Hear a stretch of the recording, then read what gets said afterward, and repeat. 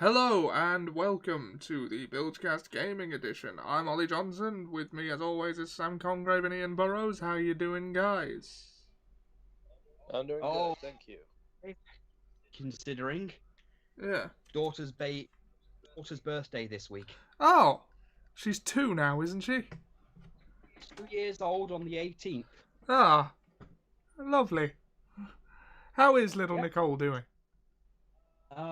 She is vocal. She's figuring things out very quickly, and and at one point she's doing something I probably should make a joke about. I know that we'd save this for the wrestling podcast mainly, but she does the delete pose all the time now. Oh, brilliant. I don't know She's when been we're doing going to be doing another wrestling podcast, to be honest. I haven't been watching in like a month. I've got some AEW to catch up on. I don't care about WWE at the moment. You haven't really missed much, other than, of course, nothing's really happened since the Becky Lynch pregnancy. Apparently, there's been mixed reports on Nia Jax because currently they've been saying WWE said, oh, the accident with Kairi Sane where her skull was cracked open almost, that was totally not her fault. But then other employees have gone on and said it was 1,000% Nia Jax's fault. Right, well, she literally let's not, you know, conspiracize here. Well, from what I'm hearing, Kairi won't blame Nia because of Japanese tradition that you don't tell on your opponents. But the general consensus is no one wants to work with Nia at this point because they feel she's dangerous and needs to be fired. I have heard that a lot. But, anyway. Well, I saw the picture of Kairi's head actually cracked open. I don't think I want to see that. You do not want to see it. But she's recovering, so all the best to Kairi. Yeah, absolutely. I love you and pirate stuff. You make pirates fun. I want a boat now. I've wanted a boat since Wind Waker. I wanted a boat before you were born. I've been on a boat before you two were born. Okay, Ian wins. It's not a competition! Okay. So, what have you been doing, Ollie? It's been a while since we've done these things. Yes. Well, this is a gaming podcast. What we all been playing? I have, I played some Savage Moon on PlayStation Now that I have that. You remember Savage Moon? Where you were fighting the combined armies of Scott Steiner and Dan Hibiki. They were insects. Exactly! I can understand Scott Steiner exerting a weird control over a horde of insects just through sheer force of mental fortitude. But Or very impressive. He can push faster than the people with just 2 arms and those with multiple legs. He impressed them in a push-up contest, so they decided to follow him. Also, his math skills are unquestionable. Oh yeah, unparalleled. Yeah. And he threatened to shit down their anthill. Well, then. Anyway, I've been playing that. I've been playing Beat Saber for exercise. There's a few videos of that on this channel, and consequently, that was about the time I started hemorrhaging subscribers. So I think I'm probably going to stop that. What you're saying that apparently there's no market in the world for watching fat people in wheelchairs work out. Well, I wasn't in the wheelchair. It's supposed to be played standing, so I sort of kneel on my armchair, and to get the height, and it works. To kick. Sorry. As long as it doesn't need you to kick. No. Mercifully, VR boot controls have yet to be invented. Let's pray they don't go any further. Let's keep VR the niche it needs to be. So that's how I've been getting exercise, and it has me sweating a lot. I'm actually afraid I'm going to break the headset if I sweat in it too much. That's actually really understandable. Yeah. So I take it off every couple of rounds and, dry myself off. And that's fair enough. Yeah. And other than that, I've been streaming Yu-Gi-Oh! Legacy of the Duelist Link Evolution on Twitch. I mean, it's Yu-Gi-Oh! So, How you can't Yu-Gi-Oh can't go wrong. Yeah, Sorry, I wanted to make a fun out of that, but nothing came of it. Sorry. yeah. It's Yu-Gi-Oh. You Also, know how that works. Although, I do know how that. mhm, yeah. Although the anime doesn't seem to, but that's another story. No, that's I've also started the Outer Worlds, so I'll get to that. It's pretty good so far. So, there's a lot of humor in the writing. It's fun. Uh, yeah, that's about me lately. What about you guys? What you been playing? Well, this you're gonna love this. Oh, So recently, I've had a bit of a gaming drought, uh-huh. and I've been hungering for certain things. And Final Fantasy VII's remake, really got me in the mood for some old RPGs. Uh-huh. So, after speaking to a friend, I've mentioned on this thing multiple times that I played Parasite Eve. Well, the second one because that's the only version we can get in this country apart from the third birthday. But no one likes the third birthday for many reasons, which I won't get into.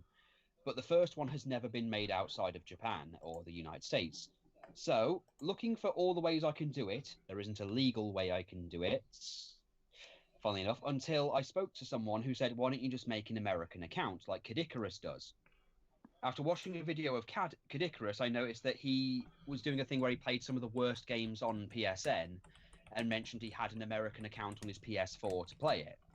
So after looking it up, I made myself an American account on the PS3, thinking, "Oh, I can actually go on the store." Because every time I watch a review of old PS1 games, they always say there's no excuse for you not to play it. And I'm like, live in the EU. I have an excuse. Yeah. So anyway, I make an account using going through usual things using my wife's family's address. They don't mind. I ask permission. Yeah. They don't care because nothing will happen. After using my Gmail account and opening it and going on eBay to get some American points, which came from Australia, don't ask. Yeah. Oh, there's cdkeys.com is a site I go to that might be able to help you there. I got Animal Crossing for a tenner less than I would have from there. Yeah, but it's getting one that will work on English stuff. Ah, I see. Because it's a PS1 classic. So anyway, while going on there, I got $20 because apparently they couldn't give me $10. So I brought Parasite Eve, which is a combination of Resident Evil and Final Fantasy, and even uses the current Final Fantasy VIII battle system from the remake. You know, the whole running around thing, but you have the ATB bar that goes up so you can do things. It's like a proto version of... I don't know what you'd call the remake battle system. I'd call... Considering it's only one character you control, which is Aya Bright, which is Aya, and considering it works that you can move around and dodge enemy attacks and everything by walking around with the analog stick, but you can get attacks like shooting using parasite powers which work like green or white magic or even black magic when the ATB bar goes up. Yeah, I'd say it's basically the Final Fantasy VII Remake's battle system, which leads into the whole... Apparently, if Final Fantasy VII's remake did well, they were going to talk about remaking the first Parasite Eve. And the reason the first one's significant is because the gameplay styles between all three are special. But that's not the thing I want to talk to you about, Ollie. Okay. This one's personal. Do you remember many years ago when we were PS1 hunters? Yes, I still have my horde. I will one day own that horde once I've killed you, Highlander style. Anyway, that's neither here nor there. Remember when we were looking for Legend of Dragoon? Yes, I do. And remember how we didn't read the full thing and only ended up with the case and not the 4 discs? Yes, we spent 40 quid on an empty case. Yeah, an empty case, and then they wanted like 90 quid per disc. Yeah, and we were like, fuck that. Well, with the $20, and I paid $5.99 for Parasite Eve. Mm-hmm. So I used the other another $5.99 to buy Legend of Dragoon. Are these digital re-releases? Yes, they are digital re-releases. Could you stream them? If I had the means to do it through my PS3, then yes. Oh, PS3. Ah, right, yeah. I can send you a capture card, I think. I'm That sounds awful. I'm in the market for a new one. So if I get a new capture card, I want one that will display on my computer screen without the delay, because then right, this is gonna take some explaining. On OBS, when I try and stream on the Switch, I have to use my TV and my computer because it's a USB connection.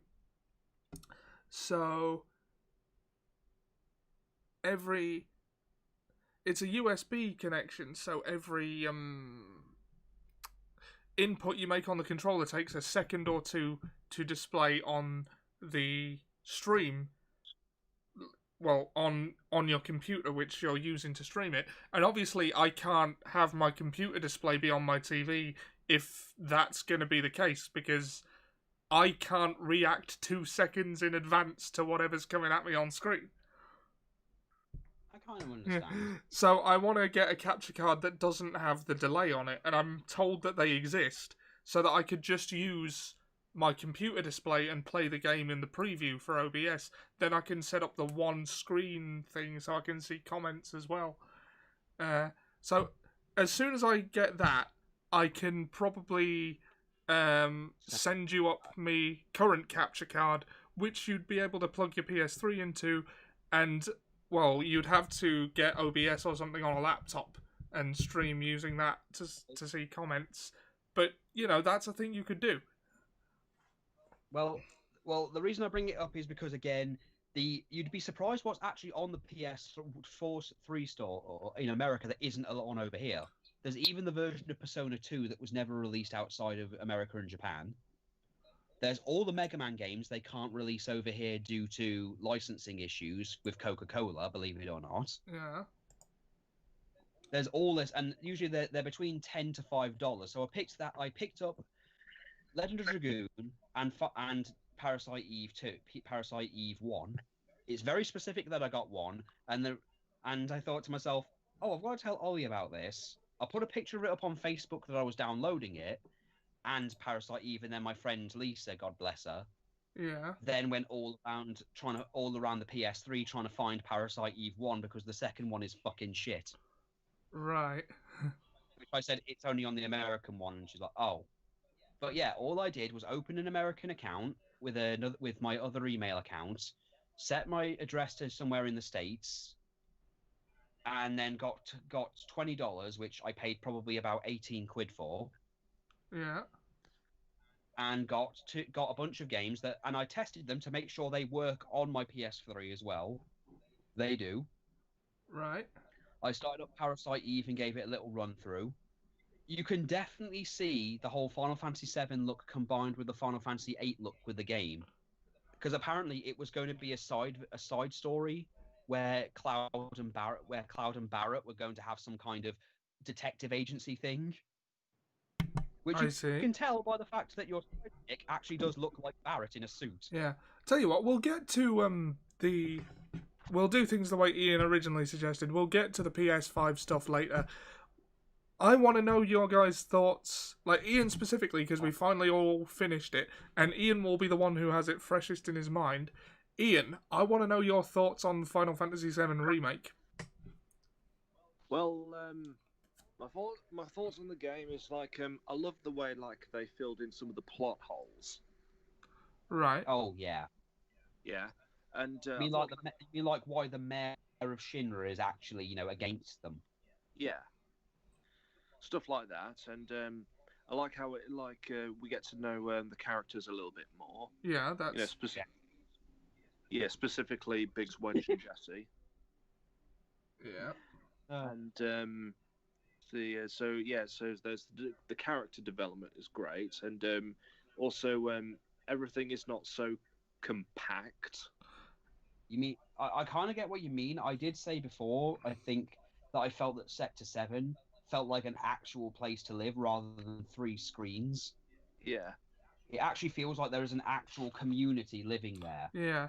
Oh, I have got to say, the aesthetic design and the world building through that is phenomenal. I mean, no one looks up in video games, but I was compelled to keep looking up playing Final Fantasy VII Remake because if you are, like, if you're in the slums, you can always see that big plate, the steel sky, as it were. Whereas if you're topside, no matter where you are, you can see Shinra headquarters. Like they're looming over you, watching you like some sort of malevolent god, which is very on brand, really. It really drives home the point that they want to make about the corporation. And we also talk about the fact that Sector 6 is amazing. Yeah. I love that Sector 6 isn't just one guy and everyone else that lives there. I love the hands massage thing, as weird as that was. Did everyone else get the most expensive one? I did. Also, did you notice that depending on the decision you make with Tifa when she asks about what she should wear at the beginning of the game, will change the outfits all three of you wear when that happens, when you are dressed up. Yeah. Also, let's face it, the Honeybee Inn. I love the Honeybee Inn. Oh, that is phenomenal. I love that scene. I want a Final Fantasy dancing game in the vein of Hatsune Miku Project Diva. Make that game, Square Enix. I will buy it. Also, let's be brutally honest. The squatting minigame. I love the music. Just fits. I never managed to beat Squattercles. To this day, I've never beaten him. I beat all of them. I got the trophy, the Sultan of Squats. Oh, I didn't get it yet. Well, I am the Sultan of Squats until one of you gets that trophy. Yeah. Oh, Jack's here. He says I enjoyed playing it. Yeah, cool. Right, so okay, spoilers from this point on. We're in spoiler territory. Roll up your windows and don't look them in the eye. Oh, hold on, Ian. Finish your thoughts. Then we'll. Yeah, we should do that before we move on. Okay. Other stuff I like. Well, I liked the music, obviously. Oh yeah. I mean, who doesn't like Final Fantasy music? It's always good. Okay, I have to ask this one. Aerith saying shit. Right. Oh, I have stuff to say about Aerith's characterization and the characterization in general. But I'm gonna wait. Oh, God, I'm gonna wait for Ian to finish before I weigh in. Right. So, I mean, a lot of it is good. Yeah. I mean, there are some bits that I was like, oh, why? I think I know what you mean. Yeah, but that's going into the spoiler territory. Right. I felt one bit towards the end felt very dragged out. Mainly I think the going through the labs bit was a bit dragged out. Maybe a little. Yeah. I liked the little bit. I liked all the little bits of actually making us care about Avalanche. I liked the fact that the weapons you equipped actually matter. Also, I don't know if either of you found Tifa's ultimate weapon. I quite like that the weapons you equip don't matter as much as they otherwise would. Because at the end of the game, I was using the Buster Sword. Well, yeah, I mean, don't get me wrong. Rufus is not difficult to beat. He's just annoying. Yeah, he's not difficult if you know how. It's like, there is a very specific method you've got to use to beat him, and if you don't know what that is, it can feel like a brick wall. It can. I mean, I think I told you after you'd beaten him the best way to actually damage him and make him stand. Yeah, I did eventually figure that out. Because that's the thing, he's not tough. He's not difficult. He's just annoying as all balls. Also, I think we can tell where Nomura's belt obsession was satisfied in the game. Did you do the subquest for that guy with no emotions that gives you materia if you do certain random tasks throughout the game? I didn't do all of them. The research ones, you mean? Yeah, if you do them, he does one last summoning thing where you can get Bahamut. Yeah, I figured that would be it. I'm sad I didn't get it, but I still have the game installed. I can go back and redo everything. Oh, you certainly can with its new game plus thing. Yeah. I'm looking forward to trying that. I'm also gonna try it on the harder difficulty. I've heard it's brutal, and I want to know. Well, some of the extra quests you can get in the soldier areas, because once you're in Hojo's lab, if you go into chapter 16, I think, Yeah. you know, the part where you rescue Aerith from Hojo and he gets taken away by the ghosts from the movie Ghost. Yeah. I do like the challenge of the game, I've got to say, because all of my characters, Cloud, Barrett, and Tifa, were level 50 before with all their weapons fully upgraded, before we went into the Shinra building, and I still had enough of a challenge with it on the normal difficulty. I didn't have to try it again to get Tifa's final weapon and learn her final technique. Yeah. Anyway, I think we've interrupted Ian again. Sorry, we are bad at this. Yeah, God, we are. Well, I didn't. Well, yeah. As far as summons go, I only managed to get. I mean, the final summon I managed to get was Leviathan. I didn't even get Leviathan. Yeah, I got Leviathan. Everyone else except Bahamut. Yeah. Well, go on. That's mostly because some of the stuff I had to do I couldn't complete. Yeah. Was it the stagger thing? Yeah. No, I managed to do the stagger thing. I didn't. Eventually, it got to the point where I was killing enemies before I could stagger them. Here's the thing for the stagger thing, and here's the best method I've found. Get Tifa's ultimate weapon, learn all of her techniques, and then battle the Fat Chocobo. A lot of her abilities actually boost the stagger gauge. Well, what I did, you can get it up to about 300 if you do it right. Well, what I did was fight the Fat Chocobo, get Tifa to use her unbridled strength twice, so she can use like both techniques, and then that raises like the stagger quicker. I've never thought to use it twice in a row. Does it stack? I didn't know it stacked. It did, yeah.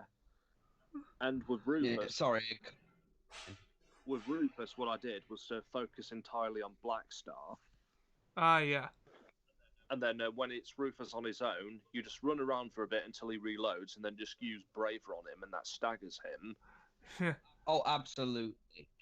Jack says, I'm alright with spoilers. I finished it before I... Yeah, we know you're alright with spoilers, but in the event that someone clicks onto this video, we don't want to spoil them without warning. Well, I did get the obligatory spoiler warning sent to me as soon as my copy came, because I got the deluxe edition come about 10 days early. Yeah. So I got the thing come through pretty much saying, please do not stream this. Please do not give away any information. Please. It wasn't really like a threat. It was more, just please don't do that. Otherwise, you are a massive dick. It was the Canadian way of telling me not to. Yeah. But yeah, I liked it. I did get the Cactar summons, and I did get the Cactar summon with my version, which doesn't really do much, so really wasn't worth it. Yeah. Ian, do you have any more non-spoilery thoughts? I love the fact that you got to play as Aerith after, and go rescue Marlene. I like that. Yeah, that was a really good addition. Everything that was added felt like it should have been there from the beginning, and I love that. If we're doing the spoiler stuff, I do have my thoughts on the Whispers. We're not yet. But, okay. Ian, do you have any more non-spoilery thoughts? Just one. Go on. I liked Jessie. Oh, we all love Jessie. That's why I posted that picture of her looking very, very thirsty while looking through all of her money. No, Jessie is just the best. Jessie is precious. I also like the acting in it. Yeah. Well. Oh, the voice work is phenomenal. Yeah. I mean, I even looked up some of the voice actors to see what else they've been in. Yeah. The new voice for Cloud I really like. He's not too different from the voice he used to, but there is a lot more personality in there in the parts where it's needed. Yeah. I like that Cloud wasn't the thing that everyone seems to associate him with. Everyone seems to think that Cloud is just this blank slate thing. That I think people, even Square Enix for the longest time got Cloud and Squall confused. Well, the thing is, Cloud. That's why for a while they called Lightning the female Cloud, because she has no character and no personality. and she's just miserable, and that's really all there is to her. Well, you know, they And I make token attempts to develop how her that further, but well, to be fair, by the time they decided maybe we should develop this character, it was too late, and no one gave a shit anymore. I don't hate Lightning as much as others do, but I definitely understand why they do. I dislike it because they had one game where they had to do it. They had one game to do it. They couldn't do it. They made another game and barely did anything with her in it. And then they made a third game, and by that point, they'd had way too many chances. Well, I think it was because by the time Lightning Returns came about, and Lightning Returns was a better game, her returning was treated as a big deal, but nobody really saw it as one, if that makes sense. Well, the thing is that Silly Butterbon's made a chart going, here's how gameplay works, here's how good gameplay is with the games, and turn it on its side, here's how the story goes. Yeah. Well, that it starts off pretty bad and gets the gameplay gets significantly better as the games go on, but the story just gets progressively stupider and worse. Yeah, this is true. But we're getting off topic. We are getting. Yeah, the voice work in Final Fantasy VII Remake is phenomenal. Sam, your non-spoilery thoughts, please, if Ian is finished. Well, as you know, I got to play it way before you guys did. Yeah, because you had the presence of mind to pre-order it. I've been sitting on this longer than any one of you, so this has been burning me up. But honestly, I love I love the way the music felt more atmospheric to where it is. Like, if you know what I mean, like certain music is played over and over, but it changes depending on the situation, and I love how the atmosphere, like. Airbuster, the boss battle theme with Airbuster, I killed him with a fuckload of chocobos, by the way, and I fucking love it. Instead of just repurposing the soundtrack wholesale, they repurpose some of it and change it, instead of individual songs, to leitmotifs, depending on your situation. Although I will say, in terms of music, this is the one game where I think One Winged Angel is the worst track there. Was it in there? Yeah, One Winged Angel is there. It just doesn't sound anything like One Winged Angel. And honestly, you can look up the OST if you like. Also, I've said this before, Renault and Rude, does the Turks theme sound a bit more Western, like Wild West? It does a bit. I don't hate it. I was half expecting Renault to come in and go, only two kinds of men being up on Aerith's flowers. Mighty brave or mighty stupid. Which are you, boy? Sorry, what were the options again? I did like that. I liked Aerith. And Aerith in general she didn't feel as naive. Yeah, I remember thinking that. She did the other game. She just felt like how Final Fantasy VII Machine Abridged portrays her. Well, that Machine Abridged is an exaggeration, but I know what you mean. I know that's the joke, but in this one she seems more aware. I liked Tifa a lot more in this one. Yeah. I know that certain people I won't mention decided that Tifa was and looked like a hooker.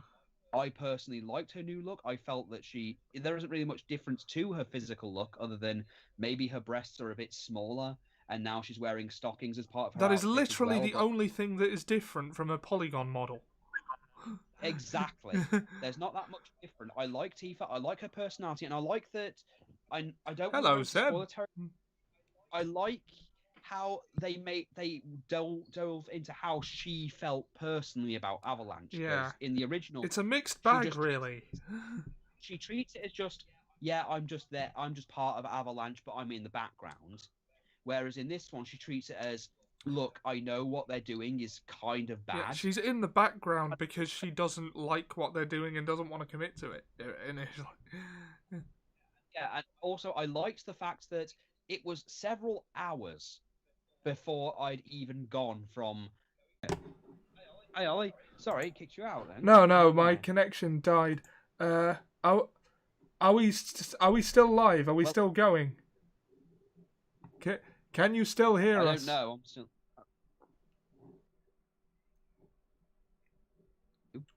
Yeah.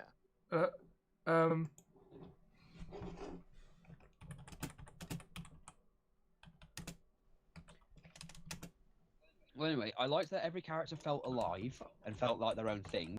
This is a thing I've mentioned with the Resident Evil 3 remake as well. Yeah. And to be honest, I know some people have reactions about how they feel about the game in general, but I enjoyed it for just on its own. I can honestly go back and play Final Fantasy VII on the PS1, and I can still come back and play this one. Yeah. That's going to feed into what we're I going to talk about use their later, own- I think. Well, I just thought I wanted to put it down here that I don't feel like this is a replace. People look at remakes, and this is something I was thinking while I was playing it, and this is especially true of Resident Evil 2 and 3, but I feel it bears repeating for 7. This isn't a replacement for the original game. I can still go back, play the original Final Fantasy VII, and enjoy it. Yeah. I don't feel shortchanged for the amount we got because I know some people have decided, because it even says on the back cover, will cover until a certain point. I don't feel cheated. No, that. I feel like they've built me up. I feel like they've built me a familiar enough experience that I know these characters, but it feels like I'm getting to know them, if that makes sense. Mm. I feel like now I have a deeper connection with these characters than I had in the PS1 version. But I can go back to the original version and probably even look at it with a brand new light in some way. Yeah. But I like the new one. I love what it does. I don't feel like they've stolen and cut content out of it for it to cut budget. It does not feel like they cheaped out on this thing. No, Nothing no, in this game they feels really went all in with it. nothing. Yeah, this is what now you see what I mean. I've been holding back on all this for months, and I really felt like I do not feel shortchanged. Okay. I love this. I love this game, and in fact, I think I'm gonna, probably gonna play through it again at some point. And it is definitely, I've said before, a lot of the games I have, I preserve solely for the sake of showing my daughter. So when she's older, this is a game I'm gonna add to the collection to say, here is what it was when I was growing up. Here's what it was when you were born. So she has different perspectives. Yeah. And I think there's both of them. It have the right to exist at the same time, and I'm fully in support of the next chapter. Please do more. That's all I'm going to say, and that's all I can say without spoiling anything. And I'm sorry I've dragged on for longer. Yeah. Okay. But this game does me. Right. Well, my spoiler-free thoughts are very much the same as what's already been said, with the added caveat. I like how the soundtrack for other parts of the game that aren't covered is there in the form of the jukebox songs you can buy. So bit of a. You do the jukebox quests. Yeah, I did. I did all of the Good. sub-quests. Good boy. I made sure to do them all before we assaulted the Shinra building, which is really the gateway to spoiler territory, really, if we think about it. Really Yeah. is. So, yeah, the game looks incredible. You can tell how every day of that development time has been spent at least on the visual side of things. If you've listened to the interviews, they really did put a lot of care into it. Even the voice actors have gone to play the game themselves just to see how it was. You can tell that everyone involved has some sort of connection with the game, some sort of fondness for it. And you know what else? I don't recall encountering a single glitch in this game. No, I haven't run into a single glitch either. The game feels. I don't know if this will make sense to any of you, but this game feels real, alive. Yeah. Everything about it feels there. Despite it only being the first part of the story, it feels complete. Well, I tried to explain to Lizzie at the time, I was saying where it starts and where it goes, and she's like, oh, that doesn't sound like it's very long. And I told her what it is in comparison, and then she finds me on the game for 3 days.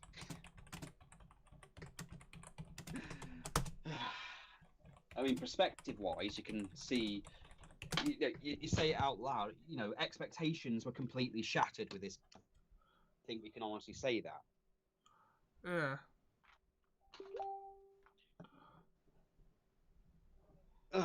Right. I think we've said all we can because I think we're all bursting to say what we want, thinking the spoilers. Right. Okay. Here is what I think of that.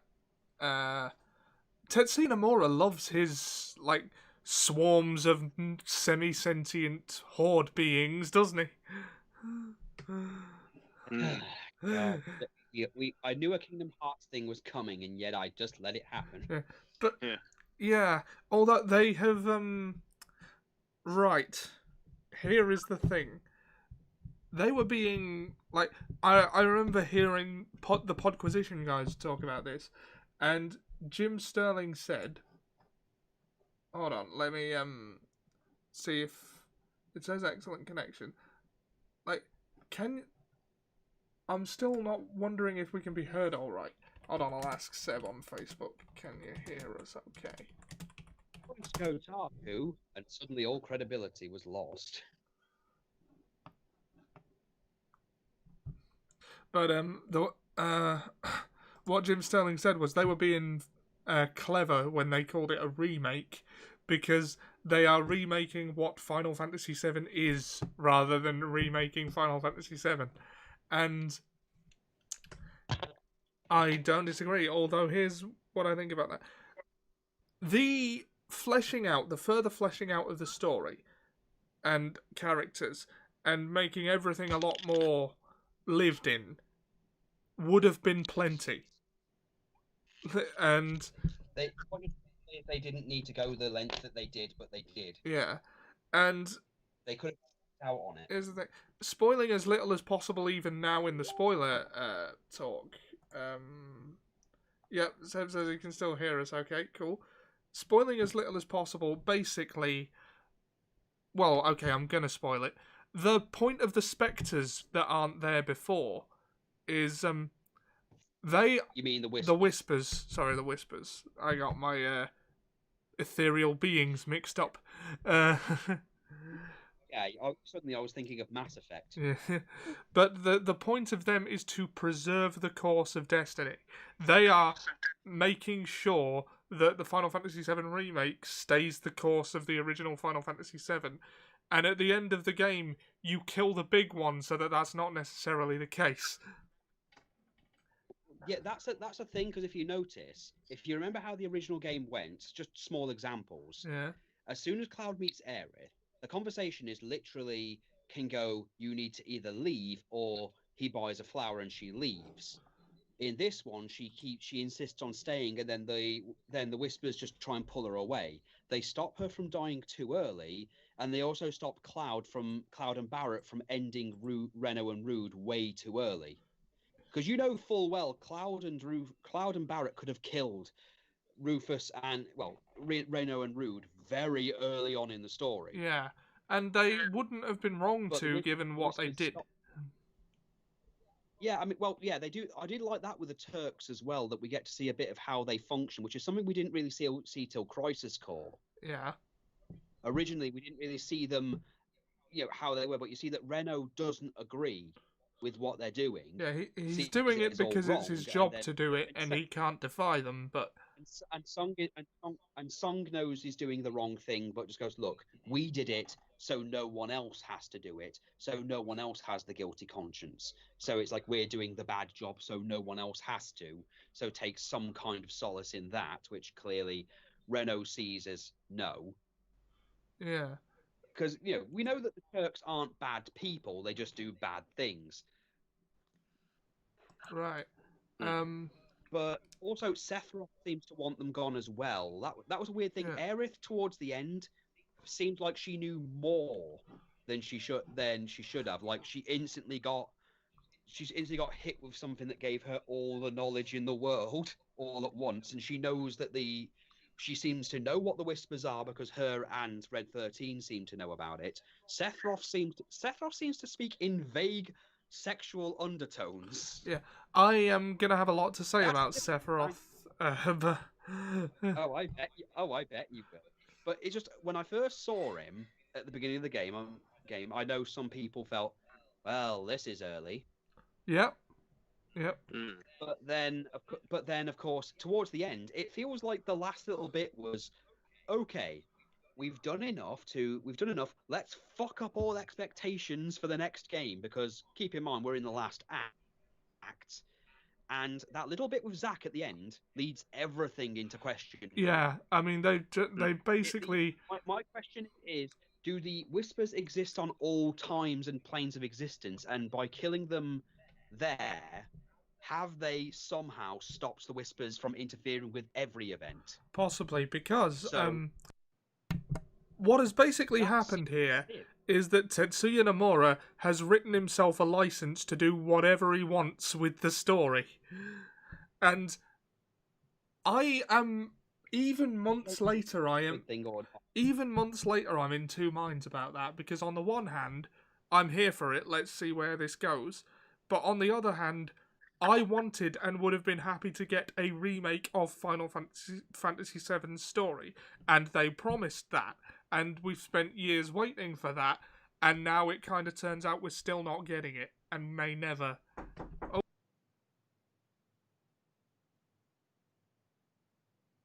Right. Well, my thoughts on the matter are I'm okay with a few changes here and there. I mean, let's face it, Resident Evil 2 changed quite a bit of its plot. Sorry, I had to mute myself there for just a second.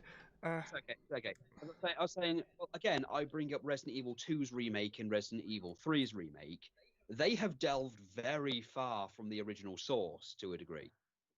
I mean, they've changed to the point where 3 has actually changed the canon. Because Nikolai hasn't survived Resident Evil 3 like he did in the original, and Barry didn't turn up, so that's changed.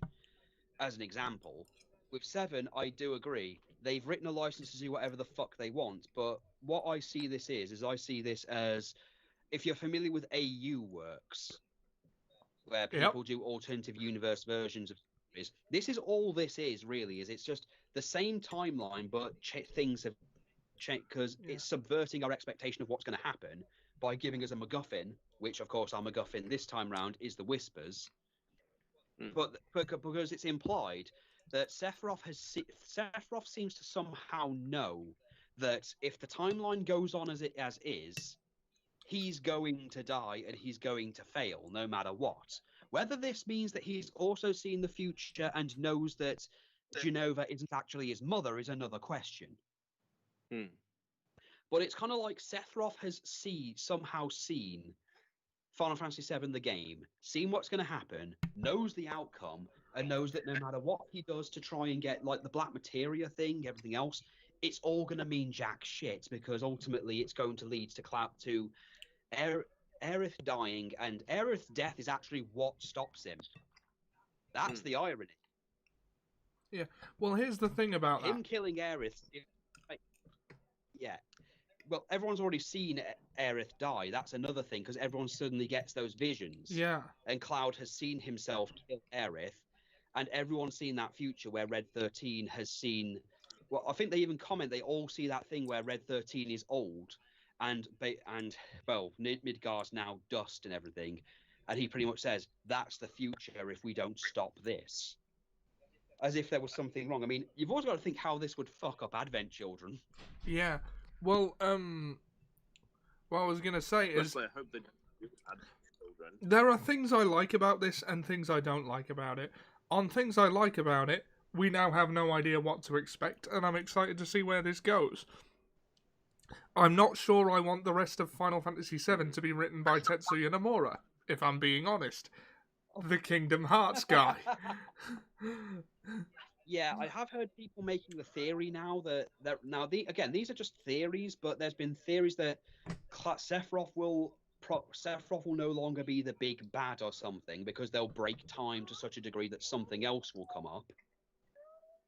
And I mean, it's a long stretch to say Sephiroth would ever become a party member or a good guy again after that, because that's kind of why the hell not at this point? point? That Sephiroth is, because I'll tell you what I mean. But then others are saying, what if the timeline fucks over and somehow Zack comes back from the dead? Why not at this point? Well, they showed him surviving at the end, but here's the thing: he was dead before the story started. what if what they've done has affected the timeline to such a degree that suddenly it fucks up causality and time itself, and then suddenly that starts to damage the world itself? What if, draining the Mako from the planet is no longer the threat? What if the damage they're doing to time is doing so? Because some people are also theorizing someone will die, but it won't be Aerith. Some people are even saying that in the next one, it might be Tifa who dies instead, or Barrett. I mean, Barrett already died and was brought back by the Whispers. Yeah. That's something I think we need to also bring up, is that Barrett died, which originally was the plan, according to when they were first making Final Fantasy VII. The plan was always that someone is going to die. And the idea was either Barrett was going to die or Aerith was going to die. So having Barrett die is kind of a good touch. Yeah. Well, again, putting aside the actual plot events that may or may not happen, they have really changed the dynamic between Cloud and Sephiroth, and I was worried that they would. Because... I will say, though, Liz had to sit there and listen to Barrett. I don't think she liked Barrett's dialogue. Barrett's dialogue was one of the best parts about this new version of him. You actually understand why people might follow this Barrett as opposed to the original, who was just kind of a dick. Well, to be fair, Avalanche really, in the original, all Avalanche did was do the whole, we're basically an eco-terrorist organization. What? She's done shit. Okay. Oh shit. Literally. Yeah, they just made they were just an eco-terrorist organization. It isn't until Jessie even dies where she flat out says, well, to be fair, we did a lot of damage. And then Kate Sith says on disc 2, how many people do you think died when you blew up that first reactor? Oh, I do like the touch that you don't really see the real effect of that until you leave the first reactor at the beginning of the game, and you see that it is all chaos. I do like the touch that the damage wouldn't have been anywhere near as bad, but Shinra deliberately blew up more than needed to be so that they could blame you for it. Well, Shinra are a bit more, well, they've definitely got a lot more character to them as well. Yeah. I mean, let's face it, I know we're all upset. Can I just finish what I was going to say about the Cloud and Sephiroth dynamic thing before you derailed the conversation? Go on then, Ollie. Oh, go on then. You're so put upon, aren't you? I was worried that they might play up this whole epic rivalry between Cloud and Sephiroth that they didn't really have in the original game, is the important thing that I'm going to say. Sephiroth wasn't in the game that much. And one of the things I don't like about how things have changed is a huge part of the development for Cloud is in his massive inferiority complex as it relates to Sephiroth. Yeah. Because if you remember the flashback in the original game, like, Sephiroth is put in your party. He worships him. Sephiroth is put in your party, but you can't control him. And Cloud does like 14 damage to a dragon, whereas Sephiroth does over 3,000 and one-shots it. Should also point out the context. Cloud is considered to be first class. Yeah. And considered to be very, very powerful by standards of human beings. I mean, I know it's technically Zack, but shut up technicalities. Yeah. And yeah, he can be one-shotted, and Sephiroth can't take any damage whatsoever. Yeah. And then he clears entire floors of enemies with one spell, and then later, even in the present day, they struggle against the Midgar Zolom. You're not supposed to be able to beat it at that point in the game, although I suppose if you ground enough, you could. And then when you get across, you see that Sephiroth has easily decimated a similar opponent.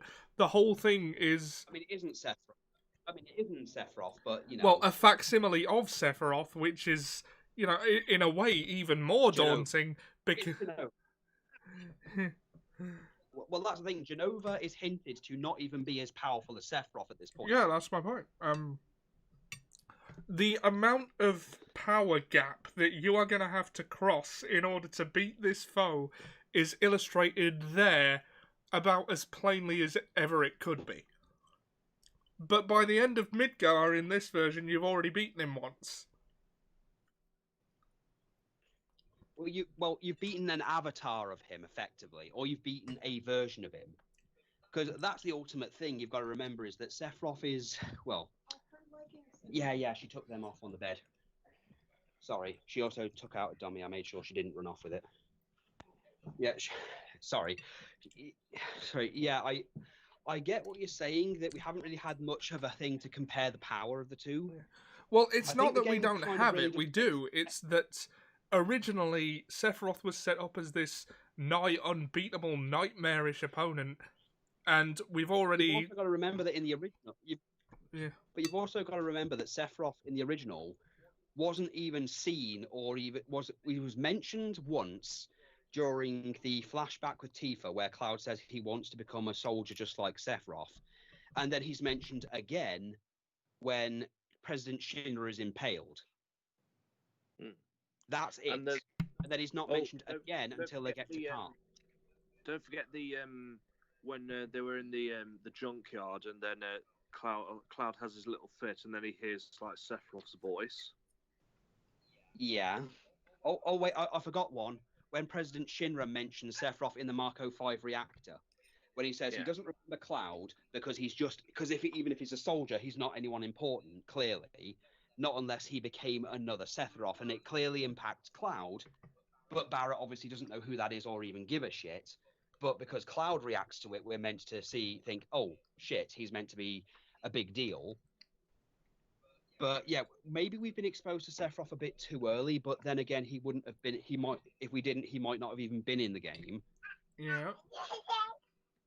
And another possibility we might have is during the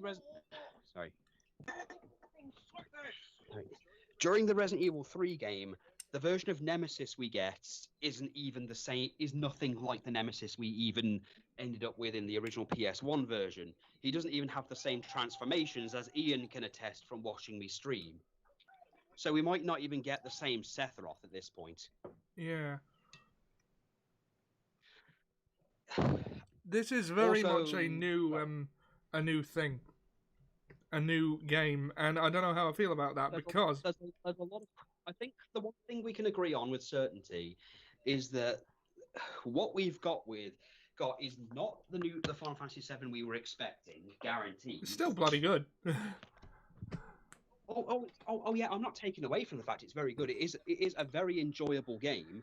I'm loving where they're going, and even if let's just go with a hypothetical here that this doesn't even end anything like what it did originally. Yeah. We've got it there. Yeah. And I guess we can still enjoy it. Yeah, the original still exists, and I don't. Yeah. Look, I think it's more that I am in the mindset that it's okay to have alternative versions of the story, I guess. Yeah, I with it. Definitely agree. New ways of telling the story about it. A lot of my nostalgia is going to miss it if, it changes so dramatically to the point that we don't even get Sephiroth as a last boss. Yeah. I mean, wouldn't it be weird? Wouldn't it be fucked up if the actual last boss did end up being Jenova? Maybe. Now, I am excited for where this is going, but also I am sort of a mind of who the hell does Nomura think he is, and what's he gonna add to Final Fantasy VII that needed to be added? Nomura's always been a loose cannon, but Nomura's always been a loose cannon. Yeah, I love that about him. There's always been the theory. Like, the arrogance pisses me off, but also I'm here for it. I think a lot of it is, at least the one thing we can guarantee with this, and I think we can take some solace in, is any other director could look at this and see this as a cheap cash grab.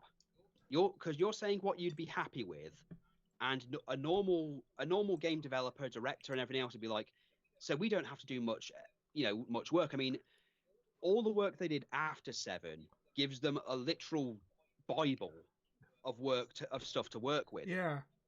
And the fact that they didn't take the easy route out. Yeah, I do love that. Is something.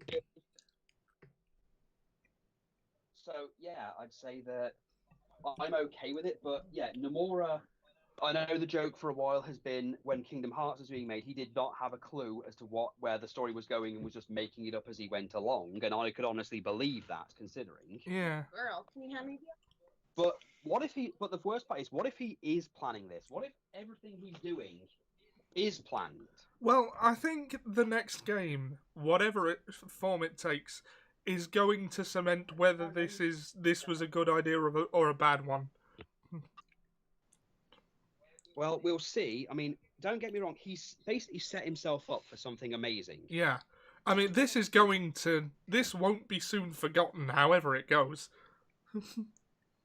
Seven's remake was always going to be big, no matter what. Yeah. We knew this 10 years ago. Yeah. We know it now. It's just. Here's the thing. I think it's leading up to saving Aerith as a narrative goal, right?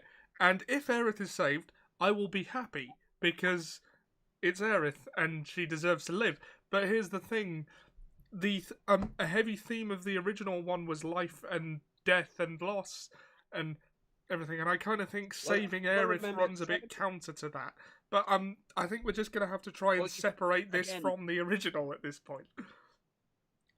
You've got to remember that the original 7 was written under very, very, very, very stressful circumstances. The circumstances in question were that the director at the time's mother had died during Final Fantasy VI, and he really didn't deal with it very well. And the whole thing of Genova and death and coping with death was basically him inserting how he felt about his mother's death. Yeah, that's why I'm a bit nervous about not going that route if they're planning to do that. But I would also. What are you saying? Are you saying that we have to kill Tetsuya Nomura's mother in order for him to get the emotion? No, I'm saying that if we save Aerith and do, and there is no massive cost to victory, that kind of runs counter to the message the original director was going to create, and I'm okay with them doing that.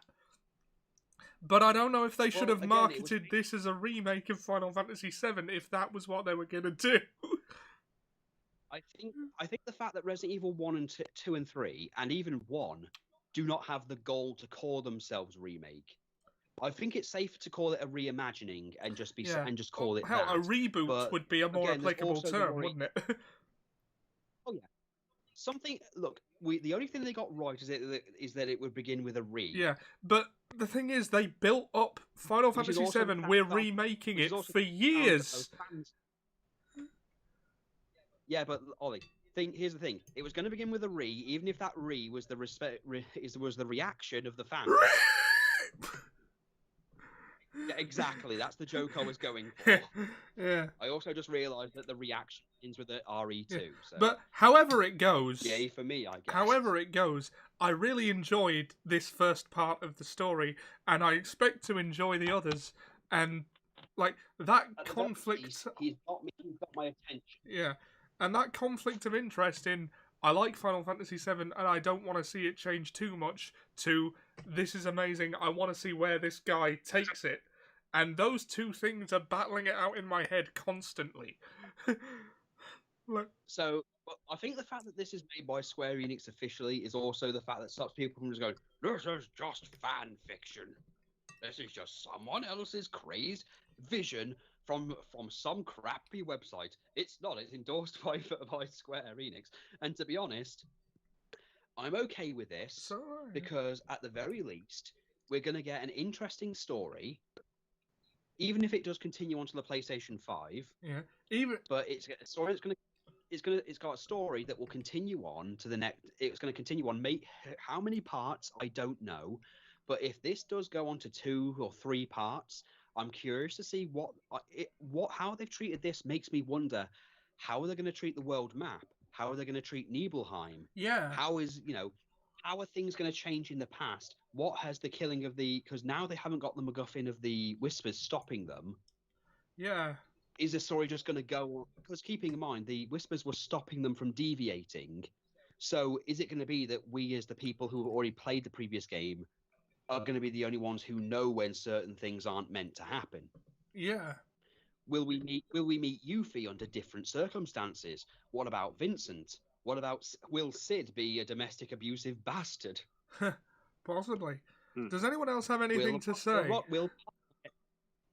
Will Palmer get hit by a truck? There, I'm done. I hope he does. I hope that scene is preserved. And we before I finish, the fucking butter thing. But oh yeah. Thank you, Square. Thank you, Square. Thank you. I'm getting mad because there's not butter in his tin. I just want to finish by saying, despite my reservations and conflicting feelings, I loved Final Fantasy VII Remake. I'm buying the hell out of the next one, and I will continue this. And I am excited to see where it goes. But I also, I kind of get why people are upset, why it's not going to go the way they thought it was, why some people are upset. I understand. I don't necessarily agree, but I understand the point of view. You still there, guys? Okay. I think we've dominated this conversation, you and me, enough. Ian, we need to hear your thoughts spoiler-wise. Yeah, okay, yeah. Ian, your spoilery thoughts. Well, my spoilery thoughts are I was kind of disappointed that there was an overindulgence with Sephiroth. Oh, yeah, definitely. Yeah, because I just felt because in the original game, before we even got to know him, he was kind of this mysterious character that's brought up, and then when after you get arrested in the Shinra building, there's a lot of dead bodies lying around, and that kind of adds to like terror. So he's like someone to be feared. Oh yeah, the suspense was palpable. That. Oh god, I did miss that music playing and that whole walking through the bloodstained corridor. I had an expectation there, I will admit, and it was replaced by the lab section. It is ruined by the fact that when you wake up and Hojo is, around and having you fuck around for him, until then you see the Shinra building's kind of a bit of a mess. It kind of ruins the atmosphere a little bit. Yeah.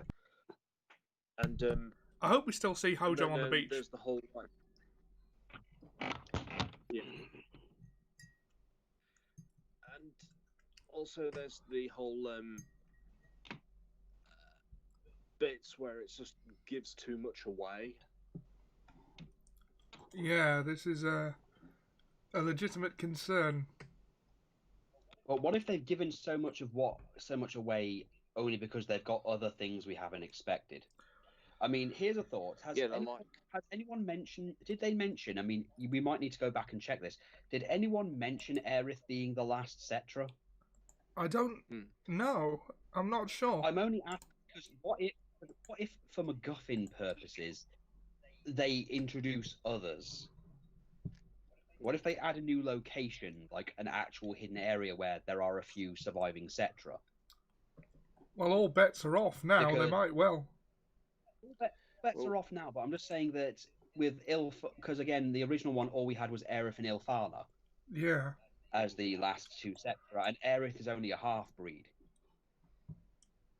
So, what if there are other Cetra around? Because I don't think that God, this just asks. Okay, guys, I've just gone onto the page to view it. There have been comments we haven't been seeing because the stream failed and the... Okay. Right, so we'll catch up. Are we still audible? It stopped again now and started again straight after I typed that. Stopped again, started again. Do you know about the Shutterstock thing at the bottom in the background? Yeah, there's not much I can do about that, I'm afraid. Mom turned on my Mac now. I can hear you just fine right now. I've worked out how to turn off the shuffle deck function on Edo Pro. Excellent. Oh my god, just realised there are environmental messages in Final Fantasy. You just realised that there are environmental messages in Final Fantasy. In Final Fantasy VII, a game that is specifically about saving the planet from the evil corporation. Yeah, that is draining it dry in its greed. I'm sorry, there was I did see a comment when the game first came out, and someone who clearly hadn't played the game before and still didn't understand that one of the discs you got was actually just for the data disc. That actually got me at first too, and went, "Oh, you people don't like understand, are upset because there's political views in Final Fantasy VII," and people respond with, "No, that's what it's always been about. What the hell did you think Avalanche was in the original? A fucking Girl Scout troop. They were always eco-terrorists. Hell, they were partly inspired. I do love that they expanded as well on the other parts of Avalanche, that it's not just them, there's other parts. I can't believe we forgot to mention that. Seb's made a joke. I'm looking forward to Monarchy Longs, the long-awaited Valkyria Chronicles and DreamWorks crossover franchise. Oh, I love Valkyria Chronicles. It's just getting merchandise for it. It's a nightmare. Well, speaking of like Avalanche, I mean, I noticed that in the remake they made like a big deal about the war with Wutai. Yeah, the Wutai War was mentioned it was mentioned a little bit in Crisis Core because you literally start the game at the end of the Wutai War when Zack and Angeal go in, and Sephiroth pretty much wins the war for them. And Yuffie, a 6-year-old Yuffie keeps turning up, trying to fight for Wutai to the point where Zack feels sorry for her and pretends he's defeated by her. Yeah. But then they don't really mention it much in the original. And that's got me thinking. It's like in the next game, I think Yuffie and Vincent should not be secret characters, but actual characters. And considering Seven Jack chat about Yu-Gi-Oh for a bit. We can see your comments now, and we couldn't before, which is why we weren't responding. Sorry about that. I should that Dirge of Cerberus did make them essential anyway, because they were essential to the end of Final Fantasy VII, apparently. Because at the end, Vincent and Yuffie went over to Midgar to try and evacuate people and found Hojo's body was still technically alive on the cannon. Well, I mean, I bring it up because with the because they made like a big thing with the Wutai situation. I think Yuffie would be a good side to that. I think if they were to bring Yuffie back into it, I think they need to change. Change the approach as to how you get her in your party, because obviously you don't have random battles anymore, and you're not going to be able to just run through 3 random forests outside of a cave and hope to God you run into her like you did in the original. Yeah, but I was thinking it's like when she joins your when you meet up with her, it's like a cutscene, but you do get to fight her, but she joins your party regardless. Yeah, there definitely needs to be. It definitely needs to be a fight. I just think the way you should encounter her and a bit of more of the nature of the relationship should be a bit different, because again, in the original, it's not like a random encounter. It's just like part of the story. Well, yeah. Although I think that they need to evolve her long past her whole "she's only with the party to steal their materia" thing. Yeah, and when they meet up with her, and after the defeat her, it's like she's like, "I want to join you," but and then Barrett's like, I don't know about this. I don't trust her. She's from Wutai. Ooh, racism. Yeah, kind of like that. And then I think Vincent should be essential because he's connected with Hojo. Yeah. I think it needs to be less vague. I think it needs to be less vague with him. Like maybe not do the exact same puzzle, or maybe still keep him in the Shinra mansion, but maybe not keep him in the coffin. Have him like stalking you around the mansion. Seb says, "Wu Tai, is that what Ric Flair wears at weddings?"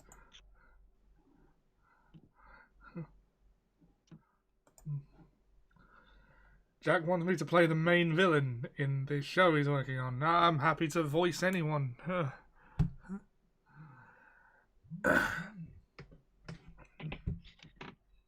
So yeah, I think how you encounter them should be a wee bit different. Right.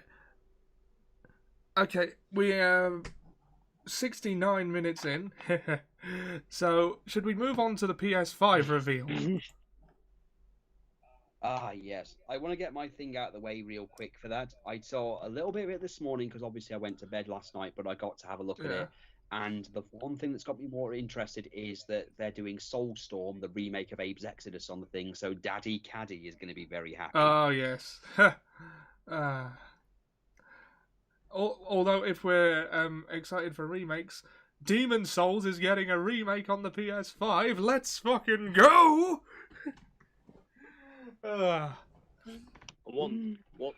One that got me excited was Spider-Man Miles Morales. Ah, yes. I kind of figured that. I mean, that's going to be a launch title, I reckon, and it's going to work to shift console units.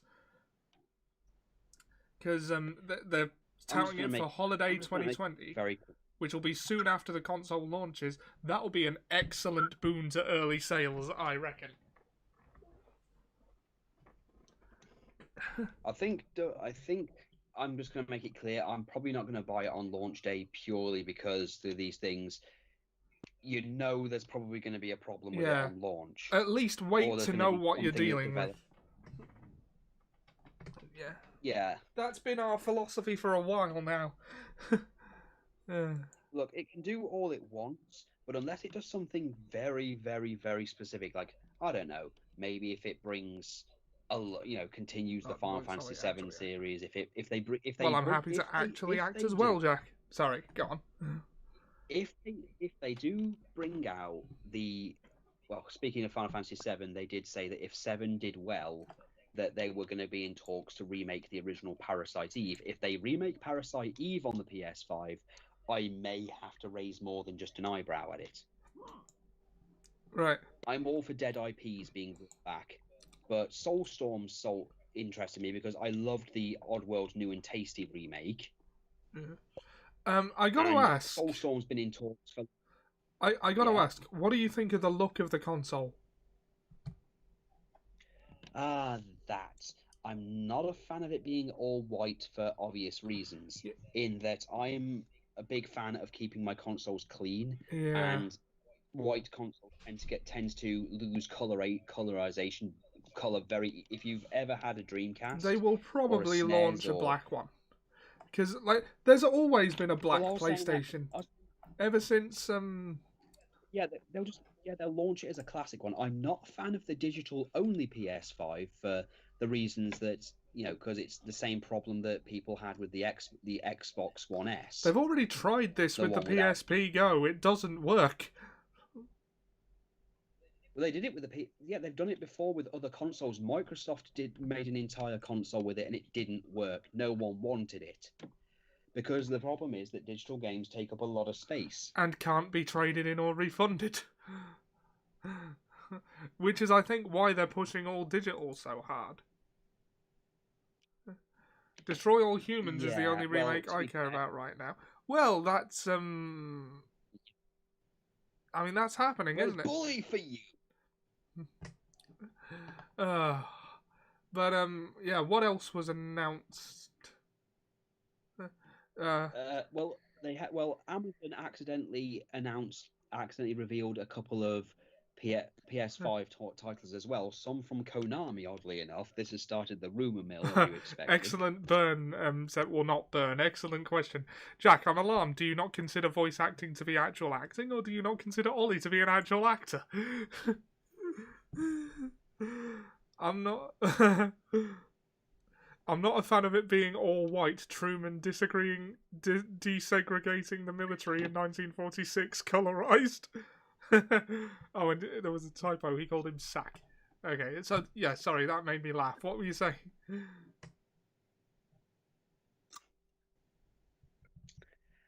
I was saying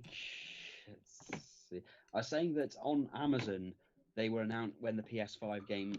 They've accidentally revealed a few PS5 games, although they've only said who's making them, and one of them was Konami. So the rumor mill has started.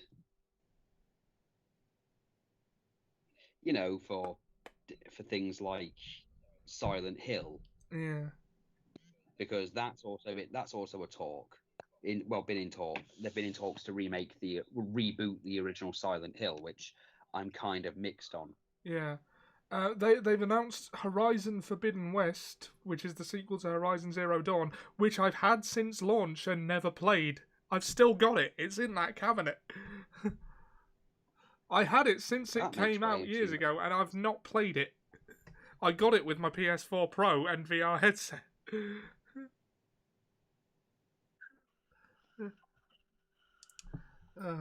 So I probably better play that at some point. They also revealed Resident Evil 8 Village. Yeah. I haven't actually Yeah, seen I the don't know trailer. how to How does feel it about look? that Do one, you but- know? It looks like it's going the Resident Evil 7 route of being first person. Okay, cool. I hope it's VR compatible, because that was a thing we did.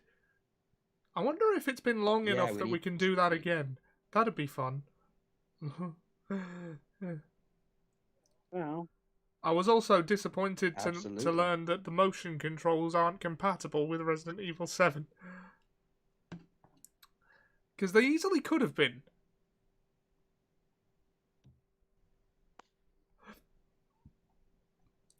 A new IP, I think, called Deathloop. I know they're remaking Dark Souls. They're remaking Demon's Souls. Demon Souls, Dark Souls. To me, it's the same thing. Right. Some of the features of the PS5 DualSense controller were shown, including its motion sensing and other capabilities. Now, there's one thing, and one thing only, I wonder, and I don't know if it was revealed because I haven't managed to watch it yet, about the DualSense controller. And it's for the sake of playing Metal Gear Solid on PlayStation Now. See, there is a difference between the PS3 and PS4 controllers that makes playing Metal Gear Solid problematic on the PS4 one. And that is the PS4 controller no longer takes into account how hard you're pressing the buttons. You're either pressing them or you're not. And as you know, in Metal Gear Solid, if you ready your weapon and you don't want to fire, you don't press, you let go gently and it will. With the PS4 controller, and I've tried this on PlayStation Now, you don't get that option. If you let go of the button, you'll fire. And, it's a small thing, but it's enough of the game that it's a problem. So I'm wondering if the DualSense controller brought back that feature. I don't suppose either of you saw anything on that. Sadly, no.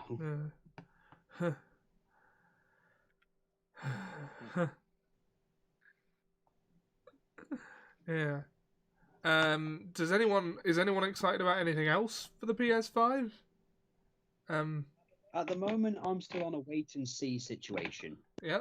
There's I'm Hitman just still 3, waiting a for the Sackboy next game that Fantasy isn't Little Big Planet, so that'll be interesting, if nothing else. Godfall. Right. Gameplay of the melee action game Godfall was shown for the first time.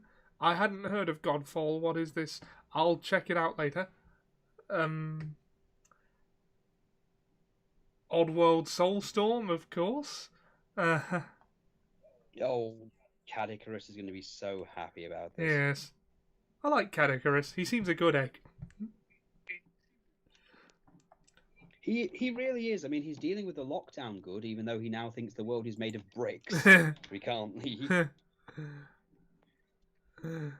He's definitely someone I would recommend watching. He's been great mentally for me during lockdown, and also has really reintroduced me to some old PS1 games I really want to play again. And his hatred of Peppa Pig is hilarious. Right. Yeah.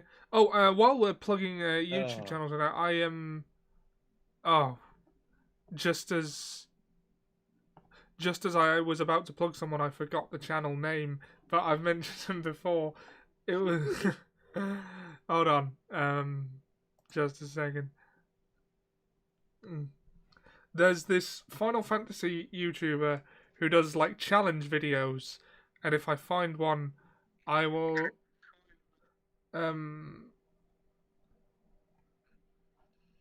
Well, one of them would be it's normally his popular ones are how OP can you get before a certain relatively early part in the game. Yeah, I've seen a couple of them. I've seen a couple of those videos that people. Is that a new trend that's happening? Because I've seen people doing things like can you finish Sonic Adventure levels as certain other characters? So he uses mods to put the characters in with their behaviors to see if he can actually finish the game, like Sonic Adventure levels, as like say Amy or Knuckles. But then I've seen how OP can you get before this, before you get to such and such. I've seen the Final Fantasy II one, which is the how strong overpowered can you get before you do this. Ah, Before Primal you get to the part where Liquid you get is the Gordon's channel I ring. was referring to. Primal Liquid All right. is the channel name. Oh, and I know it is kind of video game related, but I got a birthday present very early since it's my birthday in about a month. Yeah. I got the Resident Evil 2 board game. Awesome. Cool. Right, I think we've basically exhausted the PS5 discussion. We've talked about everything we care to talk about. I can't wait for God of War 5. It hasn't been announced, Boy. but I know it's happening. Might as well. Dad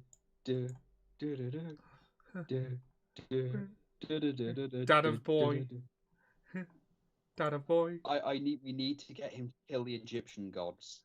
Yeah. Yeah, well, there could always be that plan. But, Might as well. He's killed all the Greeks. He's getting to kill all the Nordic gods. The next one up is the Egyptians. Yeah. Right. Okay, so I think that's about all we need to cover today. So, any final words, guys?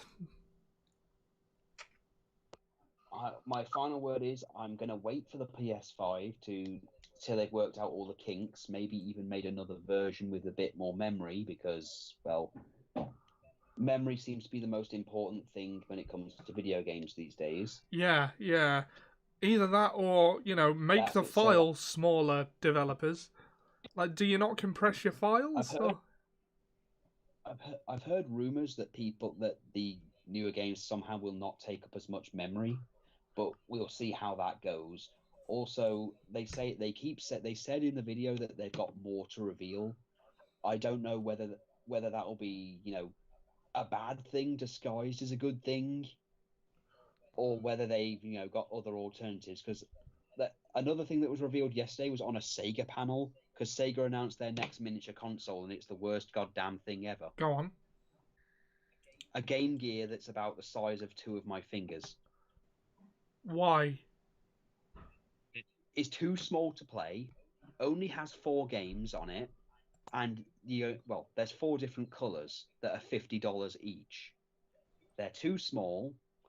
Each one has 4 different games on, and from the looks of things, even the people demonstrating it can't play the damn thing because it's too damn small. It is literally the equivalent of that South Park episode with that wacky bike thing. Yeah. Sega Mini Gear is impossible to play. Yeah. Right, I think that's about all we, I won't say have time for, it's lockdown, we have all the time in the world, but I think any more would be gratuitous. So, anything to plug, guys?